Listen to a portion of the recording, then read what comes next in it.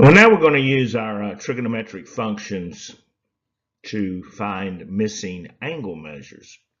And, well, let's just start by writing SOHCAHTOA.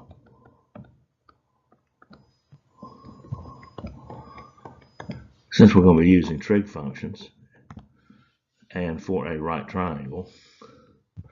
And one of the things that we'll do a little bit differently is when we get ready to find the angle, we're going to use the inverse trig functions in order to do that. And we'll, as we wrap this up, we'll go to the calculator and go through the keystrokes that are necessary in order for that to occur. So first, I'm just going to put it into the form that it needs to be, and then we'll finish solving it for the angle measure a few moments after. So use the trig function to find the measure of theta. So we're looking for the angle measure, round it to the nearest degree if necessary. And we can see that we've got a couple of side measures here.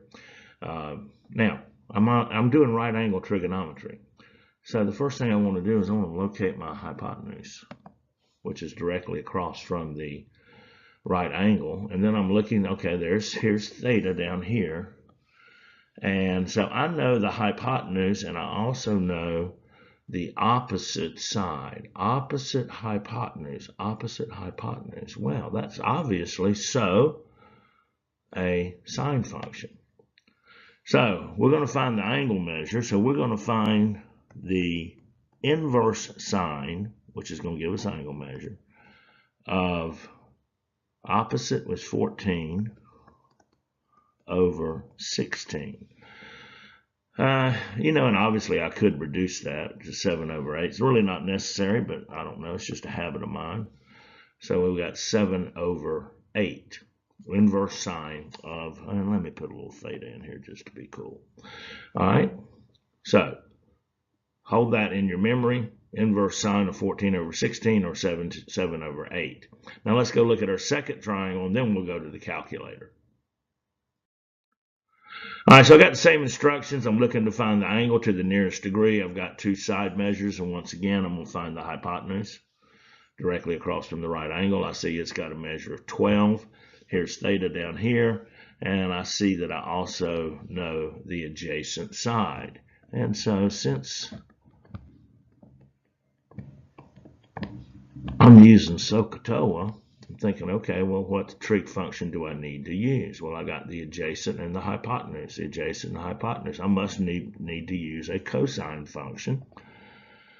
And so let's see. We got the inverse cosine. This is what allows us to find the angle measure of theta equals 5 over 12. All right, well, we're ready to go to the calculator. So we got an inverse sine of 7 over 8. We got an inverse cosine of 5 over 12. Let's go figure it out. You ready? You better be. Okay, well, here we are. I guess let me clear this out. It looks like I was doing some work with some matrices here. All right, really the first thing I really want to do if I'm dealing with trig functions, because we could be working with either degrees or radians, and I want to check my mode as to which mode am I in. Am I in degree mode or radian mode? And it makes a huge difference. So I hit mode. I'm looking at the fourth line down. I see that degree is highlighted, and so we're going to find this in degrees. In fact, we're going to round it to the nearest degree, so we're okay there. Now, our first trig function to find the angle measure was the inverse sine of 7 over 8. So I'm going to hit second sine, and you see it gives me the inverse sine notation. In fact, if you look right above the sine button, you see the little inverse symbol, sine raised to the power of -1. And let's see, we had 7 divided by 8. That was 14 over 16, or 7 divided by 8. And enter. And let's see, well, if we're rounding that to the nearest degree, then theta, in that case, where we had an opposite side of 14, a hypotenuse of 16, theta then was a 61-degree angle. Shazam. All right, then our next one was what? Was it 5 over 12? Yeah, 5 over 12. Inverse cosine. So I'm going to hit second cosine. This gives me the inverse cosine.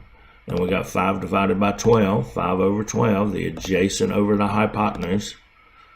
And close that parentheses and hit enter and round that to the nearest degree, 65 degrees. Now, isn't that lovely? Trig functions finding missing angle measures.